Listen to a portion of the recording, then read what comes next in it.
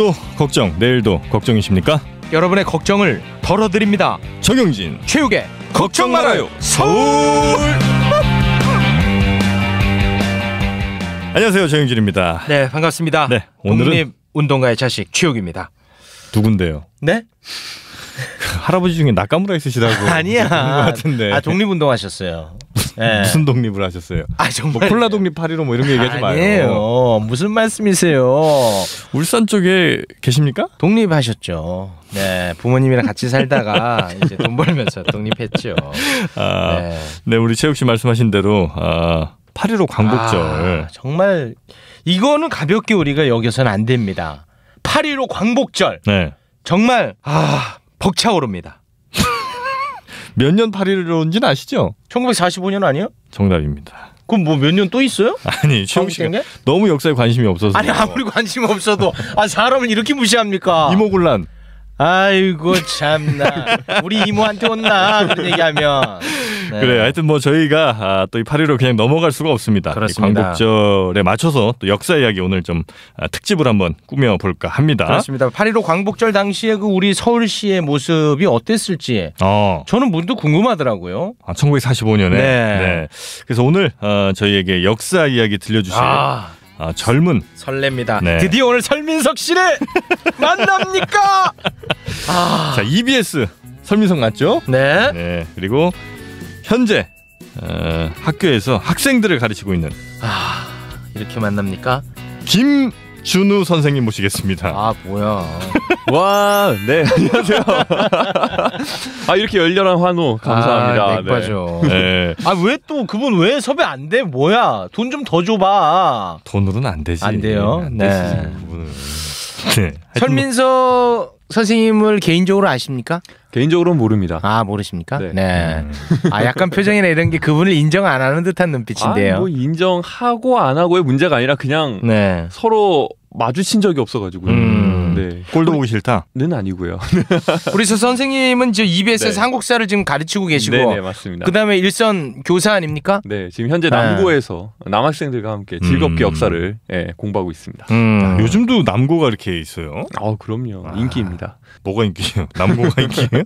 아니, 부모들 사이에서 인기예요. 남자 고등학교가? 왜요? 그 여학생들 있으면 공부 안 한다고 애들이. 그런 발상 자체가 대한민국 변태를 많이 키워내는 겁니다. 그때부터 열심히 그 이성교제도 하고 그래야. 그래, 자연스럽지. 그렇지. 네. 이 저 남중 남고 나온 최욱 씨가 남중 남고죠? 그렇잖아요. 제가 일베잖아요. 그러니까 나 같은 사람을 만들어내잖아요. 네, 거기다 공대까지 갔어요. 네, 공대 아닙니다. 왜 공대 자꾸 아니야? 공대라고 합니까? 화공과 아니야? 네, 순수과. 네. 이대. 우리 선생님도 결국은 이제 프리랜서 선언하고 사교육으로 가겠죠? 아닙니다. 아닙니까? 네네. 확고합니까? 확고합니다. 만약에 인지도 올리면은 인지도 뭐 더 이상 올라갈 때가 있을지 모르겠지만. 네. 건방 떤다. 하나만 하지 연봉이 한 3억대 안 갈 수가 없죠. 안 갑니다. 3억이 문제가 아니에요. 더 돼? EBS 강사가 사교육 시장으로 들어가면 3억은 그 우습죠. 근데 왜 안 가요? 일단 사교육 쪽에 별 생각이 없고요. 그쪽이랑 뭐 교사랑 그게 좀 다른 것 같아요. 그러니까 EBS에 있으면서 사교육에 종사하시는 선생님들을 만나보고 이야기를 들어보면 그쪽은 또 다른 세상이고 또 학교 선생님들의 사회에는 또 다른 그런 뭐랄까 장단점들 이런 게 너무 달라서 저는 학교가 좀 더 결혼 아직 안 하셨죠? 했습니다. 하셨어요? 네. 그럼 이렇게 보면 되겠다.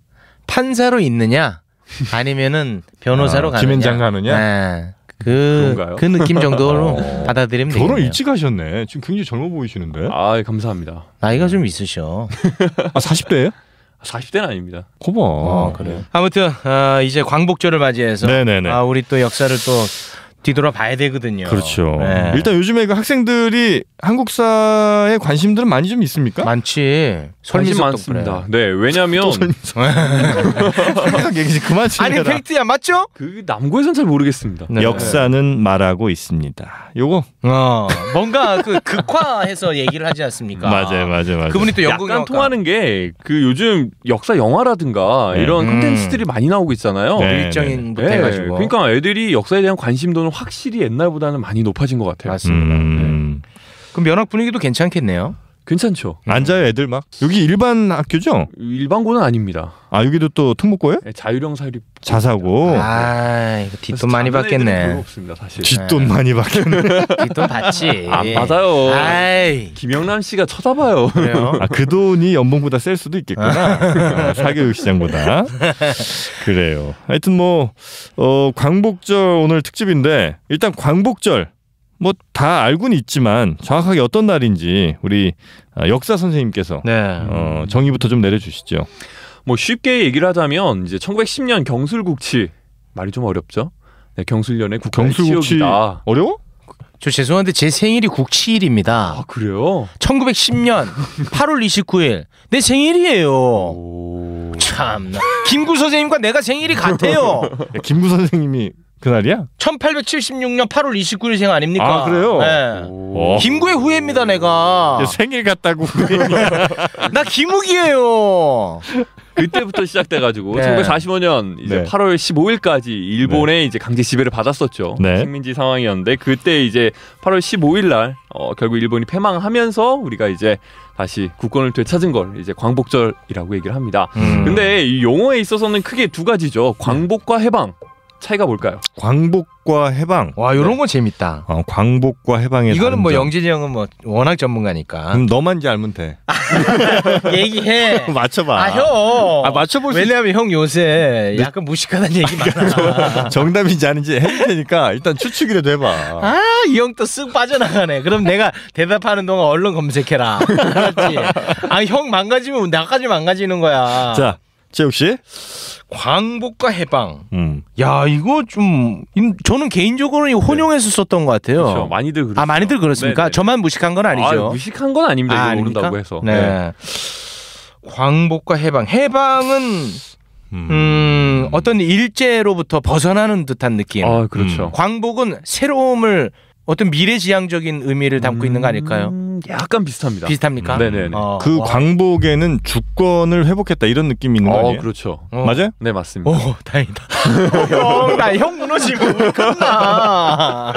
내가 지킬게 좀 있어봐. 예. 이게 좀 더 정확하게 설명을 하자면 네. 광복은 빚광자에 회복할 복자를 씁니다. 그렇죠. 네. 그래서 빚을 다시 회복했다라는 뜻이고, 근데 이거를 이제 사전에 찾아보잖아요. 네. 그럼 빼앗긴 주권을 도로 찾았다라는 의미가 들어가 있습니다. 네. 그래서 일본한테 뺏겼던 주권을 다시 찾아온 날, 광복절 이런 의미가 있고요. 해방은 풀해자에 놓을방자입니다. 놓아졌다라는 거죠. 그래서 사전에 찾아보면 뭔가 구속되고 억압되어 있는 상태에서 놓아졌다라는 건데 이 두 개의 미묘한 차이가 있습니다. 네. 어떤 거냐면 해방되었다. 약간 수동적이죠. 주어 자체가 다르구나. 근데 광복을 맞이했다. 우리가 빼앗긴 주권을 도로 찾았다라는 겁니다. 주어가 다르죠. 그래서 하나는 좀 피동적이고 능동적이고 이런 식의 좀 차이가 있어서 저는 개인적으로는 이제 광복이라는 말의 의미가 좀 더 좋다라는 생각을 합니다. 그럼 광복이라는 의미를 쓰는 거에 대해서 네네. 역사적으로도 그게 맞습니까? 그러니까 이것도 역시나 해석이 분분합니다. 아 분분해요. 네. 그래서 좀 나이 드신 분들 같은 경우에 해방이라는 말을 좀 많이 쓰시고요. 이 광복이라는 거는 독립운동할 때 우리가 찾아와야 된다라는 의미로서 이제 한국 광복군 뭐 이런 식의 이제 광복이라는 말을 독립운동하실 때 많이 썼죠. 네, 그래가지고 이제 주권을 되찾아온 날 광복. 근데 네네. 이게 뭐 욕먹을 얘기인지 모르겠습니다만 실제로 네.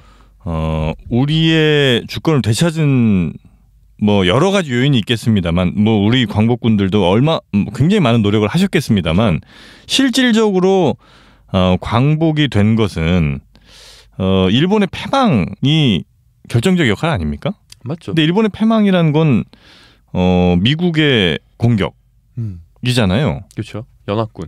그러면 뭐 느낌이야 광복이 더 좋은 거지만 사실 팩트로 따지면 해방에 더 어울리는 말 아닙니까? 죄송한데 뭐 뉴라이트십니까? 저요? 네. 신치오 만세입니다. 근데 이제 그런 식으로 해석이 들어가면 아까도 잠깐 얘기를 했듯이 이제 우리 독립운동 활동에 대한 이제 평가가 이제 나오게 되는 거거든요. 그런 의미에서 저는 광복이 좀 더 맞다라고 보고요. 물론 연합군의 그런 이제 원폭 투하, 미국의 원폭 투하라든가 그게 이제 결정적 계기가 돼서 일본이 패망한 건 맞지만 거기에 대해서 우리가 끊임없이 우리가 요구를 하지 않았으면 독립을 요구하거나 그런 일이 없었으면은 일본 뭐 그때가 좋았다고? 그럼 그 상태로 그냥 일본 땅으로 되는 게 낫지 않을까? 뭐 이런 식으로도 해석이 나중에 충분히 될 수 있는 요소라서 우리의 그런 독립운동의 그런 의지들이 이제 카이로 회담이라든가 뭐 포츠담 회담이라든가 이런 데 이제 반영이 돼가지고 연합국으로부터 약속 받아내고 뭐 이런 것들도 이제 굉장히 좀 의미가 있다라는 걸 한 번 더 되새길 수 있는 것 같습니다. 광보로 정리하자. 알겠습니다. 뭐 해방둥이 이런 거 이제 그만합시다. 광복둥이로? 광복둥이로 갑시다. 일단 이제 해결됐고 그리고 지난 정권에서도 이 8월 15일만 되면 항상 뭐 또 논란 일잖아요. 뭐 건국이니. 그러니까 뭐 박근혜 정권에서 그 건국일이라고 뭐 주장하기 때문에 저는 그냥 무조건적으로 싫은 건데 뭔가 좀 근거 있게 저도 싫어하고 싶어요. 뭐 좀 그걸 좀 정리해 주세요. 이거 왜 싸움이 나는 거예요 매번? 이건 좀 약간 민감한 문제일 수가 있습니다. 아직도 두 주장이 대립을 하고 있는 상황이라고 편하게 얘기하세요. 보이고요. 조건 바뀌었으니까. 1948년 8월 15일이 대한민국 정부 수립이죠. 그렇죠. 공교롭게도 같은 날입니다. 8월 15일. 그 일부러 그렇게 맞춘 겁니까? 어느 정도 맞췄어? 있겠죠. 그래서 이제 8월 15일을 두고 우리가 이제 일제가 패망하고 광복을 맞이했지만 실질적으로 이제 주권을 되찾았다라고 했을 때 정부가 수립이 된 건 48년 8월 15일 아니냐. 그렇게 되면은 이제 48년 8월 15일이 더 중요한 거 아니냐. 라고 이제 주장하는 쪽에서는 이거를 이제 건국이라고 이제 표현하면서 건국절로 가야 된다라는 이제 주장을 하는데, 근데 거기에 이제 밑에 바탕에 깔려 있는 저희라고 해야 될까요? 그렇죠. 저는 그렇게 생각을 해요. 그 45년 8월 15일보다 48년 8월 15일이 더 중요하다. 48년이요? 예. 48년 8월 15일이 더 중요하다. 그쪽 맞네. 그러니까 그렇게 주장하는 사람들의 저희가 이렇다고. 그러니까 제 생각이 아니라 정신 차려. 그 사람들은, 이 사람 보낼라 그래. 그 사람들은 그쪽이 더 중요하다라고 생각을 하시는 거죠. 그러면은 이제 좀 더 한 단계 더 들어가서 생각을 해보면 45년 8월 15일은 별로 크게 달갑지가 않을 수도 있는 거고요. 그 사람들 입장에서는 48년 8월 15일은 정말 중요한 날이 되어야 되는 것이죠. 그러니까 여기서 그러면 핵심은 어떤 그 독립운동가에 대한 평가절하 이런 게 좀 들어가는 거 아니겠습니까? 그럴 수도 있고요. 뭐 이따가도 얘기가 나올지 모르겠지만 우리가 광복을 맞이하면서 가장 먼저 했어야 되는 일은 일단 크게 가장 중요한 건 친일파 문제이죠. 미치겠어 친일파 때문에. 나 돌아버리겠어. 너 스스로가 못 견디겠니? 내가 후손이라는 게. 나 이거 돌겠어. 나 친일파 때문에.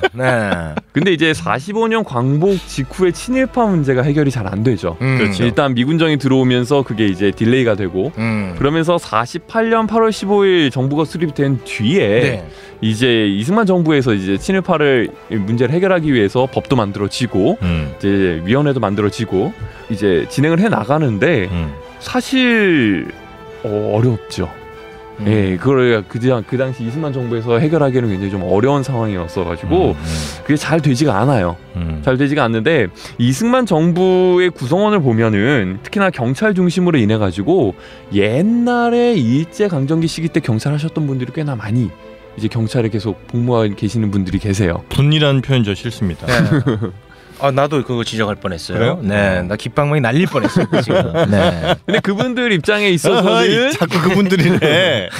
그 사람들 있어서는 이제 45년 8월 15일보다는 48년 8월 15일이 굉장히 더 중요한 거죠. 광복 이후에 큰일 날 뻔했는데 이승만 정부가 들어서면 인해서 이제 괜찮아진 거거든요. 그들 입장에서는 48년 8월 15일이 굉장히 더 중요한 날이 되기 때문에 그 날을 더 부각시키려고 하지 않을까라는 생각을 좀 할 수 있을 것 같습니다. 또 이제 다른 쪽에서의 목소리도 좀 전해주시죠. 어떤 목소리요? 그러니까 건국절을 8월 15일로 하면 안 된다라는. 그거는 이제 이승만 정부가 들어섰을 때 처음 이렇게 딱 선포를 할 때 그 대한민국 임시정부의 법통성을 계승한 이 3.1운동의 정신을 이어받아서 임시정부의 법통성을 계승한 국가로서 거기 딱 날짜를 보면 정부 수립부터 몇 년 이게 딱 이게 구성이 되거든요. 그러니까 이제 건국이라는 것 자체가 그러면 48년부터 이제 대한민국이 나온 것이냐? 아니다. 1919년 임시정부부터 이제 쭉 이어져 오는 것을 우리는 인정해야 된다. 그렇기 때문에 건국일이라고 부른 거는 좀 말이 맞지 않다. 뭐 이런 이제 주장이 나오는 거죠. 그러면 이제 건국일을 임시정부 수립일로 해야 된다는 얘기죠? 그렇죠. 네. 그리고 이제 8월 15일은 광복절이 맞고 네네. 그렇게 해야 된다 이제 주장이 당연한 거죠. 네. 그렇게 실제로 그 표창원 의원이 그 법안을 발의하는 걸로 알고 있는데. 지금 현재 뭐 확실한지는 않습니다. 예, 우리 저 네티즌들도 좀 일 좀 하세요. 예, 찾아가지고 리플을 좀 올려주십시오. 이렇게 자꾸 이렇게 맡겨 그 사람들한테. 자, 일단 하여튼 그 1945년 8월 15일 그날 라디오 방송이 나왔죠. 네, 나왔습니다. 그 일본 왕의 목소리가 육성 그대로 나왔죠, 아마 저희가 그렇게 배웠던 것 같은데. 예. 서울 시내 그 올려 퍼진 겁니까? 그렇죠. 그 당시 경성이라고 불렀는데 경성 방송에서 이제 틀었죠. 네. 그때 그러니까 어떻게 보면 지금 한 30몇 년 정도를 그 일제 치하에서 있었으면 그때 이미 일제 치하에서 태어나서 살았던 사람들에게는 일본 치하 이전의 것을 몰랐을 가능성도 있고 아예 그냥 일본 치하가 당연한 것처럼 느꼈던 사람들도 없지 않아 있었을 것 같긴 해요. 근데 그런 상황에서 일본 왕의 목소리가 우리가 항복한다, 패망했으니 뭐 이런 얘기들이 나오면 느낌이 어땠을까? 또 그때 반응이 어땠을까? 굉장히 궁금합니다. 남아있는 게 좀 있습니까? 네, 그때 살아계시던 분들 그때 이제 뭐 학생이라든가 일하시던 분들이 아직까지 생존해 계신 분들이 있기 때문에 그분들이 이제 증언이라든가 이런 기록들을 통해 가지고 그때 일들을 이제 생생하게 들을 수가 있는데요. 일단 일제가 패망하기 전에 전시 상태였잖아요. 태평양 전쟁을 한창 하고 있었거든요. 근데 이제 비행기가 쭉 떠가지고는 이제 폭격을 막 하니까 이게 불빛이 보이면 폭격의 목표가 된다. 해가지고 공장이라든가 이런 일반 민가에서는 창문을 다 가리게 했어요. 중화관제. 네. 그게 우리나라 얘기예요? 일본 얘기예요? 우리나라도 마찬가지죠. 우리나라도 군수 공장이 있으니까 다 공장 창문 가리게 해라 해가지고 다 가렸는데 어느 날 그걸 다 떼라. 이젠 끝났다. 라고 하는 거죠. 그러면서 이제 다시 그 어둠 속에 빛이 들어오는 이게 광복 아니겠습니까? 그렇죠. 이 정말 상징적 의미가 아니라 실제로 이제 다시 빛을 또 이제 보게 됐고 그리고는 이제 방송이 나오는 거죠. 일본이랑 우리나라에 거의 동시에 이제 전파를 받아가지고 방송을 하고 있었기 때문에 정오에 이제 실시간으로 이제 방송이 나왔습니다. 8월 15일 정오. 네네. 정오에 이제 방송이 나왔는데 방송 내용 일부를 보면 이런 내용이 들어가 있어요. 짐은 비상 조치로서 시국을 수습하기 위해 중대한 결심을 했다. 충량한 너희 신민에게 고한다. 짐은 제국 정부로 하여금 미, 영, 중, 소 4개국에 그 공동선언을 수락한다는 뜻을 통고하도록 하였다. 풀이 노리는 거 맞는 것 같은데. 죄송한데 좀 목소리를 좀 간사하게 좀 해주세요. 뭐 그렇게 위험 있게. 그래. 아침은요 이렇게 해줘야지. 일본 왕인데. 우리의 어떤 그 아픔을 그렇게 하면 안 되죠. 네네. 다음엔 한번 해보겠습니다. 근데 이 방송 내용을 들어보면 알겠지만 여기에 패망이라는 단어가 없습니다. 해방이라는 단어도 없습니다. 그리고 이게 일본에서 쏜 거를 받아서 한 거라서 방송 상태도 좋지가 않습니다. 무슨 소린지 모르는 사람 많았겠구나. 지직거리고 이것만 들어가지고는 뭐야 일본 뭐 하겠다는 거지? 뭐 망했다는 것도 아니고 뭐 이게 뭐 바뀌나? 뭐 이런 이제 뉘앙스로 들리니까 당시 사람들이 아무리 일본어를 그 당시에는 많이 잘 하거든요. 잘했겠죠. 다 일본어만 사용하게 했으니까 알아도 이걸 들어도 이게 도대체 무슨 소리지? 라고 이제 긴가민가하는 사람들도 있었고요. 이게 라디오를 통해서 나오는데 그 당시 일본 사람들은 라디오를 많이 갖고 있었죠. 근데 우리나라 사람들은 라디오 이거 돈 많은 사람들만 갖고 있는 장비였기 때문에 이 라디오 방송도 계속 반복해서 들려줬기 때문에 아름아름 알아가지고 들었지 이게 잘 몰랐죠. 이 정오 방송을 했을 때. 그래서 우리나라 사람들은 그 전에 계속 일본이 전쟁에서 이기고 있다, 지고 있다라는 얘기는 절대 방송에 내보내지 않았었거든요. 편파 중계네. 이게 설마 저 강한 일본이 지겠어라는 생각에 저런 애매모호한 방송이 나오니까 이거 광복 맞나? 일본 망한 거 맞나? 이게 정말 이게 뭔가 뭐 바뀐다고는 하는데 정말 우리 독립 맞나? 이런 생각을 했을 거고요. 네. 일본인들도 있었을 거 아니에요. 네. 우리나라에 살고 있었던 일본인들 사이에서도 이제 긴가민가 했던 거죠. 아, 일본이 졌겠어. 우리 일본 계속 이긴다 그랬잖아. 패망한 건 아닐 거야. 라는 생각. 그 다음에 무슨 독립이야. 그냥 체제가 바뀐 거겠지. 왜 무단 통치에서 문화 통치로 한번 바뀌었듯이 그냥 통치만 조금 바뀌었을 거야. 뭐 이런 식으로. 일본이 완전 망하는 거 아니야. 일본인 안에서도 이런 식으로 이게 설왕설래가 갔었던 요런 이제 모습들이 8월 15일쯤에 있었고요. 8월 16일 되면 이제 다들 감격이죠. 이젠 다 안 거죠. 그래서 거리에 뛰쳐나와가지고 왜 우리 2002 월드컵 때 막 다 뛰쳐나와가지고 서로 막 껴안고 막 환호성 지르고. 그 정도는 8월 16일의 모습입니다. 네, 그쯤 8월 16일 지금 남아있는 사진 자료들이 대부분 이제 8월 16일 자료들이거든요. 네, 그래가지고 그 당시 형무소에서 추록하신 분들을 이제 둘러싸고 만세하고 서로 껴안고 막 기쁨을 누렸던. 네, 그게 이제 8월 15일, 16일 거치면서 점점점 커지는 거죠. 이거 최초죠. 우리 방송 통해서. 맞죠? 그렇진 않아요. 아니야. 설민석이 다 했나?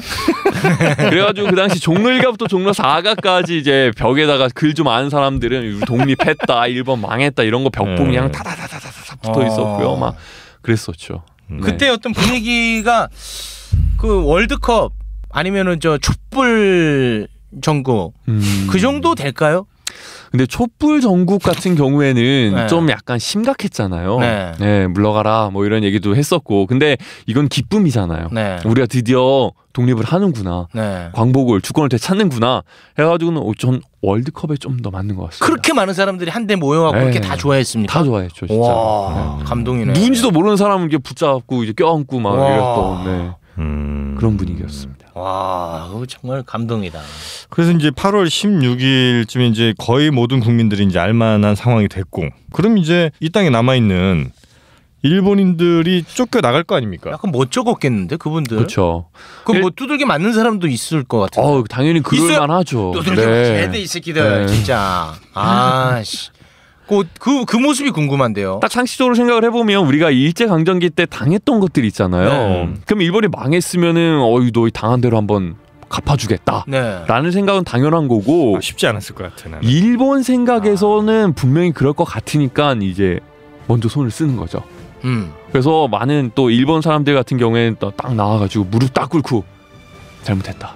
진짜? 그런 사람들도 있었고요. 네, 있었어요. 무릎 꿇고 딱 정말 싹싹 비는 거죠. 잘못했다. 정말 미안하다. 대신 우리 무사히 일본에 갈 수 있게 좀 해달라. 부탁한다. 이렇게 이제 비는 사람들도 있었고, 뭐 또 들리는 말에 의하면 정말 심하게 구타당한 사람들도 있었고, 일본인 중에서. 근데 이제 중요한 건 일본 총독부잖아요. 일본 총독부가 나가야 되는데, 일본 총독부는 8월 15일 정오 방송 이전에 알고 있었죠, 이미. 일본이 망할 것이라는 것을. 먼저 튀었구나. 네, 그래서 그 전에 교섭을 할 단체를 찾고 있었어요. 우리가 무사히 나갈 수 있게 좀 해줄 수 있는 단체가 필요하다. 그래가지고 딱 수소문하는데 임시정부는 중국 충칭에 가 있잖아요. 너무 멀어요. 그래서 이제 교섭이 안 되니까 그 당시에 가장 젊은이들한테 인기 있었던, 그리고 단체가 뭐가 있었냐면 여운형이 중심으로 된 건국동맹이라는 단체가 있었어요. 그래서 여운형한테 가가지고 우리 좀 봐달라. 행정권 넘겨주겠다. 협상을 하죠. 이게 8월 15일 오전에 이미 이제 협상이 진행이 돼요. 그래서 이제 여운형과 협상을 해가지고 여운형이 오케이, 우리가 보장을 해주겠다. 대신 우리의 요구 조건을 들어달라라고 하면서 한 5가지 정도 얘기를 하는데, 치안 유지, 건국 활동, 이런 정치 활동 우리가 할 테니까 너희 간섭하지 마라. 이제부터는. 두 번째로는 이제 전국적으로 정치범과 경제범, 형무소에 수감돼 있는 사람들 다 풀어줘라. 그래서 실제로 이제 8.15 되자마자 다 풀리거든요. 풀어달라. 그리고 3개월간의 식량 확보해달라. 그 당시 일본이 이제 공추일제라 해가지고 식량 다 가져갔었거든요. 그거 갖고 일본 가면 우리 먹고 살 게 없으니까 3개월치는 놔두고 가라. 뭐 이런 등등의 이제 5가지 이제 요구 조건을. 근데 요구 조건이 너무 당연한 걸로. 너무 약한데? 너무 그렇죠. 약한데? 그래가지고는 일본도 오케이를 해가지고 이제 협의가 됐어요. 그런데 일본 보면 머리가 잘 돌아가는 것 같아요. 제가 봤을 땐 이 8월 20일 날 그 필리핀 마닐라 지역에 있었던 그 메가더 장군이 거기에 있었거든요. 8월 20일 날 이 메가더 장군한테 뭘 듣게 되냐면 일반 명령을 듣게 됩니다. 35도 위쪽은 소련, 35도 밑으로는 미군이 점령한다. 35도요? 38도. 38도. 죄송합니다. 네, 38도 선 기준으로. 35도로 깜짝 놀랐네. 아, 요즘 섭씨 35도 네. 막 이래가지고 순간 착각했습니다. 고량주 마시는 거 아니에요? 요새 35도. 그래가지고 38도 선 이남으로 네. 미군이 들어간다라는 얘기를 일본이 그때 처음 한 거예요. 네. 8월 20일경에. 네. 왜냐면 8월 9일쯤에 이미 소련은 들어왔거든요. 일본 패망하기 전까지. 일본이 패망하기 전에 이미 소련군은 삼경북도 막 이런 데 막 들어와가지고 소련으로 다 되는 줄 알았어요. 우리 한반도는. 근데 뭐야 38도 이남은 미군이 해? 그래가지고는 이제 일본이 미군한테 접촉하기 시작을 합니다. 그래서 메가더한테 이런 얘기를 해요. 8월 한 28일쯤에 우리나라 이제 총독에 있었던 아베노 부유키라는 총독이 미군 메가더한테 공산주의자와 선동가들이 질서를 교란하고 있으므로 치안 유지의 권한을 일본 측에 확립시켜 줄 것을 요청합니다. 딱 이런 얘기를 메가더한테 던집니다. 그랬더니 메가더가 그래 그럼 미군이 가기 전까지는 일본 너희들이 하고 있어라. 네, 통치해라. 또 빡돌네. 딱 이렇게 이제 미군이 얘기를 해주는 거죠. 그래서 여운형과 이렇게 맨 처음에 했잖아요. 8월 15일날 교섭을 했는데 그거 다 날라갔어요? 날리고 미군과 딱 해가지고 미군이 9월 8일날 들어오거든요. 네. 그때까지 총독부에 1장기가 꽂혀 있었어요. 네. 진짜 그래서 우리는 거기 내리지도 못하고 남산에다 태극기 꽂고 9월 8일날 미군이 들어오고 9월 9일날 일본한테 사인 받고 난 다음에 1장기 내리고 성조기를 올립니다. 와 메가더 진짜. 지금부터는 미군이 다스린다. 와. 이렇게 해서 이제 이야기가 되어가는 것이죠. 최욱 씨가 그렇게 존경했던 메가더 장군의 모습. 메가더 진짜 이렇게 맥이냐?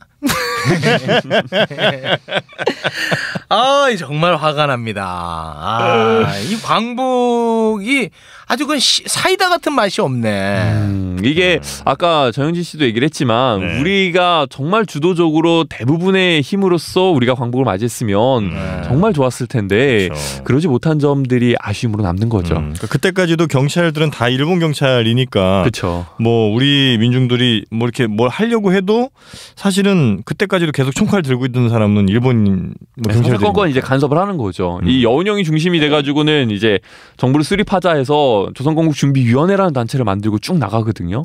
근데 그것도 이제 사사건건 방해하고 이제 이런 식으로 이제 일본이 얘기를 했었던 거죠. 그 체감은 별로 할 수 없었겠다.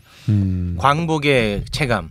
나 같으면은 뭐 일본인들은 서울 시내에서는 무조건 오리걸음으로 다녀라 라든지 뭔가 나 이런 거를 좀 했을 것 같은데 오리걸음해서 일본까지 가라.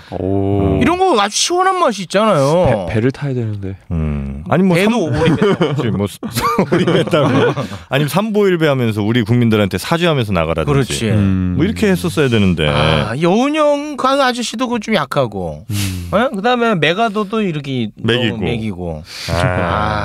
그 다음에는 더 황당하지 않았습니까? 그 미군이 들어와서 그래도 이제 우리나라 사람들을 이렇게 써야 되는데 또 친일했던 사람들을 또 등용을 하고. 네네네. 그게 네. 메가더 장군이 이제 9월 8일에 들어온다 그랬잖아요. 네. 들어와가지고는 메가더 포고령 1호를 이제 반포를 합니다. 네. 그래서 앞으로 우리 미군이 다스릴 텐데 이런 식으로 하겠다 해가지고 몇 개 조항이 쭉쭉쭉 들어가요. 근데 그 중에 이제 네 번째 조항이 다 따로 명령이 있을 때까지 정상적으로 직업에 종사해라 라는 얘기가 나와요. 그러니까 그 말은 뭐냐면 그 전까지 경찰하고 있었던 사람은 경찰해라. 그 전까지 관공서에서 일하고 있었던 사람 일해라. 공무원들 그대로 해라. 라는 거죠. 근데 그 당시에 우리나라 사람 중에 그렇게 조금 행정 업무 좀 높은 데에 있었던 사람들은 대다수 친일이지 뭐. 친일 행동했던 사람들이거든요. 정말 미치겠다. 그러니까 미군 입장에서는 이제 미군이 점령을 해야 되는데 뭐 군인들이 행정을 알아봤자 얼마나 알겠어요. 그러니까 잘 못하니까 행정력이 필요한데 우리 일제강점기 때 행정력을 담당하고 있었던 사람들은 다 친일파였다라는 것이죠. 그래서 이때 미군 정시기 때 친일파들이 계속해서 이제 일을 그 자리를 지키면서 하게 되는 일이 발생이 되는 거죠. 만약에 그 친일 했던 그 사람들을 다 빼고 네네. 그 대체할 만한 그런 상황도 가능했습니까 현실적으로? 사실 미군 입장에서는 굉장히 손쉽게 뭔가를 통치하고 싶어 했거든요. 네. 근데 그러지 않고 빼고 이렇게 누군가를 올린다라는 거는 네. 그 사람의 행정력이 일단 검증이 안 되고 그리고 그 당시 미군이 봤을 때 우리나라에서 좀 더 이제 젊은 층 같은 경우에는 사회주의 사상에 좀 이렇게 심취되어 있는 사람들이 굉장히 많았었거든요. 그러니까 미군 입장에서는 그런 사람들은 싫고. 그러니까 일제 그 강점기 때 일하던 사람들은 사회주의자는 아니거든요. 그러니까 그거는 이제 검증이 되는 거고. 뭐 그런 이제 뭐 편리성에 의해 가지고 사용을 한 거죠. 메가더 입장에서는 일본보다는 사회주의자가 더 싫은 거죠. 그렇죠. 예, 그러다 보니까 그냥 차라리 일본이 어차피 내 손아귀에 있는 사람들이고 얘네들은 뭐 잘 쓰면 그냥 편하게 쓸 수 있을 그렇죠. 것 같고. 그래서 나온 말이 프로잽, 그러니까 친일파죠. 프로잽이 아니라 프로잡이다. 쟤네들은 일하는 거에 있어서 전문가들이니까 쓰는 것이다. 너무 그렇게 생각하지 마라. 이런 식으로 얘기를 하죠. 거기에 대한 반발은 없었습니까? 반발이야 당연히 있죠. 반발은 있는데 일단 미군이 점령을 했기 때문에 꼼짝 말하군요. 네, 힘들죠. 아, 그때 박원순 시장이 있었으면 이거 진짜 한 방에 해결되는 건데. 아, 그런 부분이 아쉽네요. 너무 늦게 태어났어. 박원순 시장이. 일찍 태어났어야 되는데. 네. 하여튼 뭐 좀 안타까운 이야기, 좀 화나는 이야기는 뭐 많은 분들도 좀 알고는 계실 텐데, 그다음에 이제 친일파 청산을 어쨌든 이제 하려고 했잖아요. 네네네.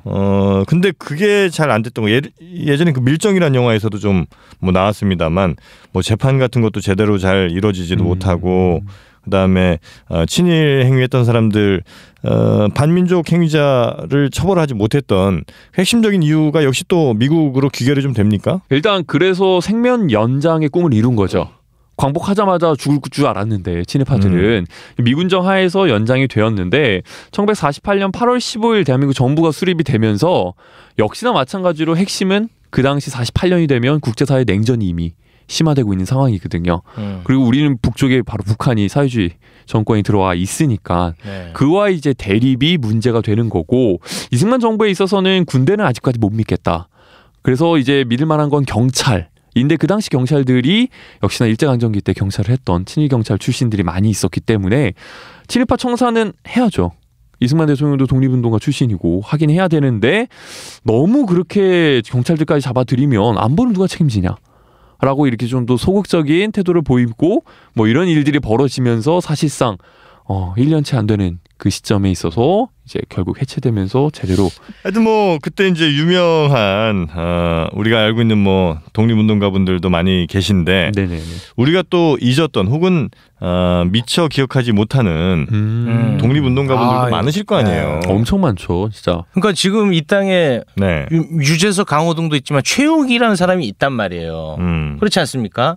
당시에도 그 유명하지 않은 아주 위대하고 훌륭한 독립운동가 이런 분들 밝혀내야 됩니다, 우리가. 독립운동가 중에 이렇게 깐죽거리는 사람은 없었을 것 같은데. 일단 한 분을 소개를 드리자면요. 네. 들어는 보셨을 것 같은데 네. 바로 석호필이라는 사람. 석호필이요? 보고 싶습니다. 스코필드. 예. 프리즌 브레이크 아닙니까? 계시는군요. 네. 석호필 씨. 아, 이렇게 또 만나네. 온몸에 타투 있는. 네. 그렇죠. 많은 사람들이 이제 프리즌 브레이크로 익숙한 네. 석호필이라는 이름인데요. 네네. 이 외국인입니다. 네, 그렇죠. 네, 캐나다 사람이고요. 본명은 프랭크 윌리엄 스코필드라는 사람인데 한국식 이름이 이제 석호필이라는 이름입니다. 캐나다 사람이죠. 실제로 석호필이라는 이름을 썼어요? 네, 썼습니다. 본인이 되게 좋아했다 그래요. 그 이름의 의미가 되게 좋은데요. 네. 이 석자가 돌석자. 네. 그래서 돌과 같은 굳건한 의지를 나타낸다. 그 다음에 호는 호랑이 호자. 그래서 강한 자에게는 호랑이처럼 대한다. 특히 일본과 같이 이런 강자에게는 호랑이처럼 이제 대한다. 그 다음에 필은 도울필자. 약자에게는 도와준다. 그래서 이제 스코필드 선생님이 이제 우리나라에 와서 강했던 일본에게는 호랑이처럼 이제 저항하고 비판했고, 그다음에 약했던 우리 민족에게는 정말 도와줬던 그런 대표적인 독립운동가죠. 뭐 했던 일을 말씀을 드리자면 네. 3.1운동 있지 않습니까? 네. 네. 예전에도 방송했던 걸로 알고 있는데 3.1운동은 잘합니다, 우리가. 네네. 네. 그 3.1운동 때 협력 요청을 받은 유일한 외국인입니다. 네. 그래서 3.1운동을 주도했던 분들과 굉장히 친했었던 분이고요. 3.1운동이 일어나기 바로 하루 전날 네. 2월 28일 날 이 독립선언문이 나왔잖아요. 이거를 영어로 번역해서 미국 백악관에 좀 전달해달라 라는 요청도 받으셨어요. 그리고 3.1운동이 일어나자마자 그 모습들을 사진으로 좀 남겨달라 해가지고 지금 현재 3.1운동 초창기 때의 사진 자료들은 대부분 스코필드 선생님이 찍은 사진들입니다. 이 양반이 학교도 좀 세우지 않았어요? 이분이 직업이 교수예요. 네. 네, 세균학 교수라서 우리나라에 들어오게 된 계기가 이제 세브란스 병원에서 초청을 받았습니다. 네. 와서 좀 이제 선교사로 활동해 달라. 네. 네, 그래서 에비슨이라고 하는 그 원장 선생님의 초청을 받아가지고 왔는데 와가지고 보니까 이게 너무 열악한 거예요. 그래가지고 이런 독립운동에 투신을 했고 3.1운동 하면 또 나오는 게 제암리 학살 사건 아니겠습니까? 미군에 의한 일본이죠, 일본. 네. 무슨 리요? 제암리. 아, 제암리. 네. 미군은 노근리. 모르면 그냥 보기만 끄떡거려. 진짜 아쉽다. 지금까지 괜찮았는데. 아니 왜 가만히 있었으면 됐을 텐데. 크게 어긋나네 이번에. 아 1분인데 누가 봐도. 아, 제암리. 네. 그때 이제 4월 15일 날 4월 15일 날 제암리 수원에 있는 그 제암리에서 이 15세 이상 사람들을 이제 다 교회로 모읍니다. 교회로 모아서 총으로 쏴서 죽이고 불태우고 마을을 다 불태워버리면서 아예 흔적을 없애버리려고 했었던. 근데 이 사실을 알고 스코필드 선생님이 그 당시 소아마비라서 다리도 저시고 막 이랬거든요. 근데 기차 타고 수원 가시고 거기서 이제 자전거 타고 제암리까지 들어가가지고 그 장면들을 다 찍고 보고서 작성해가지고 이제 알렸죠. 일제 만행을. 그래서 일본 입장에서는 굉장히 눈에 가시 같았던 정말 일본 비판 많이 했었던 특히 언론 쪽으로 인해서 네, 그런 분이십니다. 스코필드 고맙네요. 이런 네, 분이 계셨다는 게. 네. 그래요. 이 스코필드 교수님 우리가 기억을 좀 하고 이분과 관련된 어떤 뭐 박물관이라든지 기념관이라든지 이런 거 있습니까? 방금 얘기했잖아요. 제암리. 네. 거기에 가면 그 스코필드 선생님의 동상이 있어요. 자전거와 함께 이렇게 사진기 딱 들고 네, 그걸 얼마 전에 세웠더라고요. 그리고 요 기념사업회가 있더라고요. 네. 그래가지고 요즘 이제 스코필드 선생님의 그런 활동들을 널리 알리기 위한 이런 이제 사업도 하시고 이분이 돌아가신 다음에 지금 시신이 우리나라에 묻혀 있어요. 네. 그래서 여기 지금 국립묘지. 국립묘지. 네, 국립묘지의 애국지사 묘역에 이제 묻혀 계시고요. 거기 묘비에 뭐라고 써 있냐면 캐나다인으로 우리 결의의 자주 독립을 위하여 생애를 바치신 거룩한 스코필드 박사 여기에 고요히 잠드시다. 이렇게 써 있습니다. 참 고맙다. 그러니까 저는 개인적으로 이런 문제의식을 갖고 있습니다. 우리가 수학여행이나 뭐 이런 거 갈 때 항상 이 아주 옛날 유적지만 찾아가는데 이 근현대사 유적지 중요하죠. 중요합니다. 그럼요. 이런 거를 우리 너무 간과해요. 아니 천안의 그 독립기념관 거기 안 갔어요? 거기 갔죠. 갔잖아. 네. 뭐 갔으면 되지 뭐 또 어디 가고 싶은데. 아니 뭐 꼭 거기가 유일하죠. 다른 곳은 우리가 약간 좀 우습게 생각합니다. 쉽게 생각하고 그런 경향성이 있죠. 이 근현대사 쪽이 예전에는 자세히 안 배웠거든요. 네. 네, 그래서 이게 이제 부각되기 시작한 것도 한 10년 정도 전후여서 요 근래 들어가지고 근현대사 쪽에 있어서는 이제 뭐 독립기념관이라든가 근현대사 박물관이라든가 이런 데를 조금 가는 편이에요. 예전보다는. 신일고 네네. 수학여행 어디 갔습니까? 제가 고3이라 수학여행을 안 가가지고 외국에 가지 않습니까? 제주도를 그러니까 요즘엔 나눠서 가요. 이게 세월호 사건 이후에 이제 한 곳에 전부 다 가지 말고 조금씩 찢어서 나눠 가라 해가지고 일부는 제주도를 갔었고 일부는 중국. 일부는 국에는 올해는 안 갔던 것 같아요. 그래? 네, 그래서 일부는 뭐 강원도 지역에 갔었던 것 같고 뭐 이런 식으로 좀 나눠 갔었어요. 독립기념관을 좀 보내세요. 네. 뭘 독립기념관을 가? 네. 서울 시내 이런 의미 있는 곳이 얼마나 많은데요. 서울로 가자고요? 그럼요. 서울로 가야죠. 누구 좋은 일을 시킵니까? 서울시장이 박원순 시장이구나. 박원순 시장 아닙니까? 서울 시내에 실제로 진짜 이러한 곳들이 많이 있지 않습니까? 많이 있습니다. 근현대사 하면은 저기 정동 지역만 가더라도 이 근현대사의 쫙 거리들이 있고요. 대학로 지역에 가도 이제 쫙 근현대사 관련된 것들이 있고요. 양화대교 북단에 네네. 양화진? 거기에도 독립운동 하셨던 분들이 좀 묻혀 계시지 않습니까? 양화진에 이제 선교사 묘역이 있거든요. 근데 그 선교사 묘역 중에 이제 우리나라 선교사로 왔다가 이제 독립운동 하신 분들이 있어요. 계시죠. 대표적인 사람이 이분도 외국인이신데 헐버트.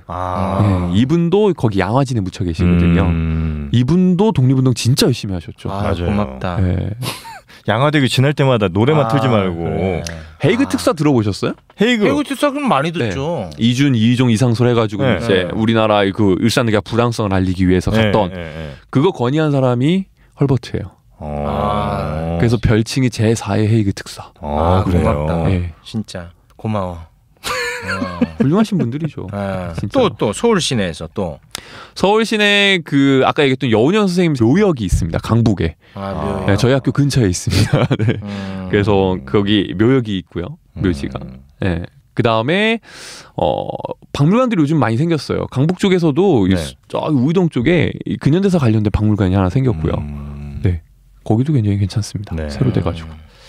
그래요. 하여튼 뭐 너무 멀리 너무 즐기러 가는 뭐 즐기는 것도 물론 필요하겠습니다만 이런 데서 한 번쯤 의미를 되새기는 것도 좋은 방법이 아닌가 싶습니다. 뭐 역사를 우리가 알아야 된다고 경주만 갈 게 아니라는 거예요. 최욱 씨도 경주 갔어요? 네. 울산인데 경주로 수학여행가? 아니 그 경주는 너무 이제 자주 갔던 곳인데 이 우리 이 근현대사 이런 어떤 우리의 눈물, 피와 땀 이런 거를 우리가 너무 쉽게 생각한다는 거. 일제강점기 하면 딱 생각나는 곳은 서대문 형무소인 것 같아요. 저도 예전에 서대문 형무소 가보면 거기가 한여름에 가도 물론 이제 물리적으로는 더워요. 근데 분위기가 굉장히 차갑습니다. 한여름에 공포영화 보듯이 썰렁한 게 제가 그때 갔을 때 거의 문 닫을 때쯤 갔거든요. 사람이 없어요. 엄청 무섭습니다. 지금은 어떻게 되어 있습니까 거기가? 거기가 서대문 형무소고요. 거기 역사관이 이제 들어가 있어요. 서대문 형무소 역사관. 예, 역사관이 있어요. 그래서 거기에 이제 역사관 한번 둘러보시고 그러고 난 다음에 형무소에 들어갈 수 있어요. 그 당시 직접 썼던 형무소. 그래서 거기 고문하는 장면, 취조하는 장면, 그리고 실제로 썼던 감방, 독방 이런 데 들어가 볼 수도 있고 들어가면 무서워요. 뒤에서 누가 본다는 거 아닌가 막 이런 생각도 들고 네, 그런 곳이 진짜 현재 전시가 되어 있고요. 한번 가보면 우리가 말로만 들었던 독립운동 뭐 하다가 잡혀가셨대 이러고 끝나는 게 아니라 이런 데서 정말 힘드셨구나. 독립운동 이게 정말 쉬운 게 아니었구나 라는 것도 직접 느낄 수 있는 장소인 것 같습니다. 친일 후손들은 무조건 저기 가야 됩니다. 어디를 가요? 거기 서대문 형무소에 법적으로 좀 이렇게 가둬놔? 가둬놓은 거는 좀 그렇습니다만 체험은 하게끔 해줬으면 좋겠어요. 네. 그래서 그들의 재산을 좀 이렇게 사회에 내놓을 수 있는 그런 마련을 좀 해야 될 것 같습니다. 그 재산 추적하는 게 이게 쉽지가 않더라고요. 이미 막 여러 번 세탁을 해갖고 세탁했어요? 쉽지가 않아요. 속상하네요. 우리 박 시장 타임이 이제 또 서서히 다가온 것 같은데 우리 시장님이 우리 독립운동에 대해서도 굉장히 관심이 많으시죠? 아니에요, 그거는? 우리 박원순 시장님이요? 네네네. 지금부터 정신 차리셔야 돼요. 여기서 바짝 줘야 돼요, 지금. 전 최욱 씨한테 물어보는 줄 알고 계속 박원순 시장님. 내가 어떻게 알아요, 그분이 뭐라는지. 이게 굉장히 서울시에서 얼마 전에 그 일본군 위안부와 관련된 자료를 발굴을 했더라고요. 저도 그 기사로 접해가지고 깜짝 놀라가지고 찾아봐가지고 이렇게 알게 됐는데 이게 일본군 위안부와 관련된 영상이 이제 나와가지고 이제 그것도 이제 서울시가 이제 함께 협력을 해가지고 가능했었던 일이었다라고 알고 있습니다. 어떤 영상이에요? 이게 사실 교과서에 보면 일본군 위안부로 끌려갔던 우리나라 사람들에 대한 사진들 이런 것들이 실려 있어요. 그런데 영상 자료로서는 처음으로 나온 자료이죠. 그러니까 그러니까 일본군 성노예 영상이 찍혔습니다. 그러니까 누가 찍었어요, 그거를? 중국 쪽에 이제 미군이 들어갔거든요. 그래서 이제 일본군을 물리치고 거기 가봤더니 위안소가 있었던 거죠. 그래가지고는 그 당시 일본군 성노예로 이제 있었던 우리나라 사람들, 뭐 중국 사람도 있고 뭐 동남아 사람들도 있지만 우리나라 사람들이 이제 영상에 찍혔던. 그래서 그 옆에 중국 군인들도 있고. 근데 그게 어떻게 우리나라 사람인 줄 알 수 있느냐라고 했을 때 거기 찍힌 사람이 저 사람이 나다. 라고 하시는 할머니가 계세요. 지금은 돌아가셨는데 그 사진에 보면은 거의 입고 있었던 옷이라든가 이게 나다 해가지고는 이제 밝혀졌어요. 그래서 중국 쪽에서 이제 일본군 포로 이렇게 쭉 이송할 때 있었던 성노예로 있었던 사람들 명단을 쭉 썼거든요. 거기에도 그 할머니 이름이 써 있었고 해가지고 고 박영심 할머니가 자신이라고 밝혔던 사진이랑 영상에 나온 모습이랑 똑같거든요. 그래서 우리나라 사람이다라는 걸 알게 된 것이죠. 와, 이걸 누가 발견했다고요? 이게 원래는 네. 영상 자료가 있다라는 소문을 한 2년 전부터 캐치를 했어요. 네네. 그래가지고는 이거를 미국 쪽에 보관되어 있다 자료가. 네. 그래서 그거를 이제 발굴을 해야겠다라고 해서 서울시랑 서울대 연구팀에서 이걸 이렇게 끊임없이 이렇게 쫓아갔었죠. 아, 쫓아갔다고요? 네, 쫓아갔죠. 갑자기 발음이 꼬이네요. 조졌다는 줄. 쫓아가가지고 하는데 이 영상 자료가 너무 많아가지고 찾기가 힘들어. 네, 이게 너무 찾기가 힘들었던 거예요. 그런데 이게 예산이 이제 툭 끊겨버린 거죠. 갑자기. 이게 갑자기 작년에 예산이 끊겼는데 네. 이제 작년이 아니라 재작년 이 15년 12월 28일 날 갑자기 예산이 뚝 끊겨버린 거예요. 네. 이날 무슨 일이 있었을까요? 12월 25일, 28일. 28일이요? 네. 2015년 12월 28일이요? 네. 2015년 12월 28일? 아, 그때 한일 위안부 합의. 네. 그게 딱 맺어지면서 이제 위안부 자료 이걸 찾지 마라. 라는 이제 무언의 압력이 들어왔던 국가에서? 것이죠. 네네네. 이 예산을 이제 끊어버리고서 박근혜 정부에서? 그쵸. 그래서 이거를 어떻게 하지라고 하는데 그때 이제 서울시에서 지원을 한 거죠. 와, 이게 진짜 구세주다. 구세주 진짜 독립운동가야. 그러니까. 아 진짜로. 박원순 시장은 독립운동가지. 야, 그러니까 나라에서 끄는 걸 서울시에서 대신 네네. 후원을 했군요. 그래서 작년부터 서울시에서 후원을 하기 시작을 해가지고 결국 이걸 찾아내게 된 것이죠. 성과가 있었네, 다행히. 그렇죠. 야, 이거 서울시가 아니었으면, 박원순 시장이 아니었으면 못 찾았네요. 힘들었죠. 아, 못 찾았죠. 그렇죠. 근데 이 영상은 너무 좀 끔찍한 영상이다, 사실은. 맞아요. 네. 좀. 근데 또 이런 영상이 물론 피해자분께 굉장히 또 아픔일 수도 있지만 일본의 그 폐악을 또 전 세계에 알리는데 이 영상만큼 또 중요한 자료가 없을 수 그렇죠. 있죠. 이런 자료들이 많이 나와야 됩니다. 이거는 완전 뭐 빼도 박도 못하는 거네. 그렇죠. 네. 그래서 일본이 이거에 대해서는 뭐 얘기를 따로 하진 않은 모양이죠, 아직까지는. 네, 아직까지는 얘기는 없었던 걸로 알고 있고요. 일본이 계속해서 위안부와 관련해 가지고 진심 어린 사과를 하지 않고 있잖아요. 네. 근데 제가 얼마 전에 이제 기사를 봤는데 흥미로웠던 것은 일본에서는 네. 정작 일본 여론에서는 왜 자꾸 사과하라고 하느냐, 왜 우리 사과하지 않았느냐. 라고 얘기를 한다 그러더라고요. 했는데 왜 자꾸 하라고 그래 이런 식으로. 예, 약간 그런 반응으로서 이거를 안 좋게 생각하는 사람들은 그렇게 보더라고요. 네. 그래서 이제 궁금하면 찾아보잖아요. 네. 그래서 막 찾아보면 뭐가 있냐면 1993년에 네. 이 고노 유에이라고 하는 내각 관방 장관이 있어요. 네. 고노다마? 네. 네. 그 사람이 이제 조사를 해봤죠. 네. 이렇게 막 조사를 해보니까 이거 진짜 했네. 해가지고 일본이 했다. 그리고 강제성이 있었다. 미안하다. 라는 얘기를 했어요. 걔 좀 괜찮아. 그 네, 사죄를 했어요. 하지 않았느냐. 근데 왜 사과 계속 하라 그러느냐. 라고 이제 일본에서는 얘기를 하는 거죠. 네. 근데 이게 사과 같지 않은 사과인 거죠. 지금 아베 정권에서 뭐라 그랬냐면 이거 약간 뭔가 정치적인 뭔가 합의가 있지 않았느냐 해가지고 2014년에 이걸 검증해봐야 된다라고 얘기를 했어요. 다시. 뭐 고노다마를요? 네, 아니면 고노다마를 검증해봐야 된다. 그래요?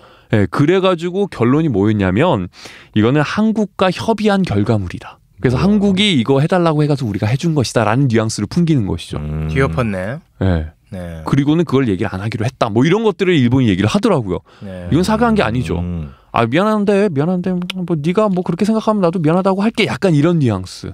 네. 제대로 다시 사과를 하라는 게 이제 그쵸. 우리의 요구인 거고요. 그런 것이죠. 제대로 된 사과와 함께 배상이 필요하다라는 거. 네. 그 소녀상 옆에 이 영상을 같이 이렇게 좀 뭐 24시간은 아니더라도 좀 이렇게 상영하는 것도 나쁘지 않을 것 같은데요. 그래요. 하여튼 뭐 아무튼 우리가 이렇게 편안하게 이 시대를 누릴 수 있는 것은 네. 다 우리의 피땀 흘린 독립운동가 덕분입니다. 네. 그렇죠. 잊어서는 안 되죠. 네. 진정한 의미의 8.15가 저는 아직도 오지 않았다고 생각합니다. 이거 어디서 들은 거니? 어디서 많이 듣던 얘긴데.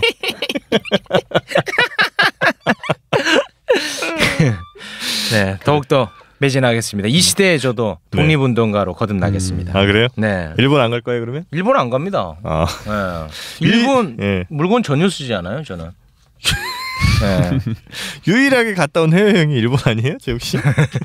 그렇게 알고 있는데. 아, 그 조사할게 있어서 잠깐 갔던 거예요. 아, 조사차? 네. 아, 스파이로? 네. 알겠습니다. 네. 하여튼 우리 저 선생님께서도 정말 네네. 책임이 막중합니다. 우리 학생들이 그쵸. 올바른 역사인식 할 수 있도록. 네. 맞습니다. 예, 그 시험 나오는 거 뭐 1, 2, 3, 4부만 가르치지 마시고 네네네. 이런 것도 좀 가르쳐 줘야 돼. 뭐 시간의 순서대로 나열하시오. 나열하면 뭐 할래? 아유. 연도가 뭐가 중요하겠습니까, 사실. 그 어떤 역사적 흐름이 중요한 그쵸. 거죠. 네, 내가 맞아요. 그것 때문에 역사에 대한 흥미를 뚝 잃었어요. 맨날 그런 것만 하고 앉았고. 빗살 아. 무늬토기, 아, 민무늬토기. 빗살무늬가 왼쪽으로 빗살이 쳐지냐 오른쪽으로 쳐. 정말 지금 생각해도 정말. 네. 역사 같은 역사 우리 네. 학생들이 올바른 역사인식 할 수 있도록. 네네. 일단 우리 선생님부터가 지금 올바른 역사관을 갖고 계셔야 됩니다. 그렇죠. 네, 지금 친이계인 것 같은데 그런 부분 자기 검토 한번 좀 해주십시오. 뭔가 이렇게 여기 방송은 네. 이렇게 확실하군요, 구분법이. 우린 피하시고. 네. 어디시래요? 저 김씨입니다. 아 그래요? 네. 알겠습니다. 김기춘 김씨 아니에요? 네. 자, 하여튼 우리 선생님, 우리 학생들 올바로 좀 잘 이끌어 주시기 부탁드리겠습니다. 네네, 감사합니다. 고맙습니다. 자, 우리 걱정 말아요 서울은요 여러분의 소중한 의견들로 만들어집니다. 정영진 최욱의 걱정 말아요 서울 이 팟캐스트 댓글 통해서 많이 좀 남겨주시면 좋겠고요. 또 메일로도 저희가 다양한 의견들 받고 있습니다. 서울@팟빵.com 여기로 보내주셔도 되겠습니다. 네, 서울시와 관련된 무엇이든지 괜찮은데요. 네. 무슨 국수? 아, 그거 왜 이렇게 모르냐? 국수나무. 아, 국수나무 그런 거 모르냐? 이런 지적 물론 훌륭합니다만 그것보다는 좀 더 의미 있는 글도 많이 남겨주시기 바라겠습니다. 네, 저희는 다음 시간에 다시 찾아뵙도록 하겠습니다. 여러분 고맙습니다. 고맙습니다.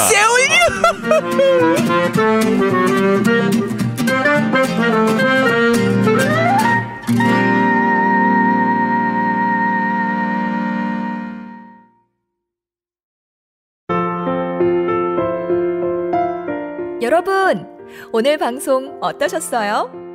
저희 방송에 힘을 실어주고 싶다면 구독하기, 다운로드하기, 후기 남기기, 하트로 여러분의 마음을 표현해주세요. 그 마음에 힘입어 더욱 열심히 만들겠습니다. 다음 방송까지 안녕히 계세요.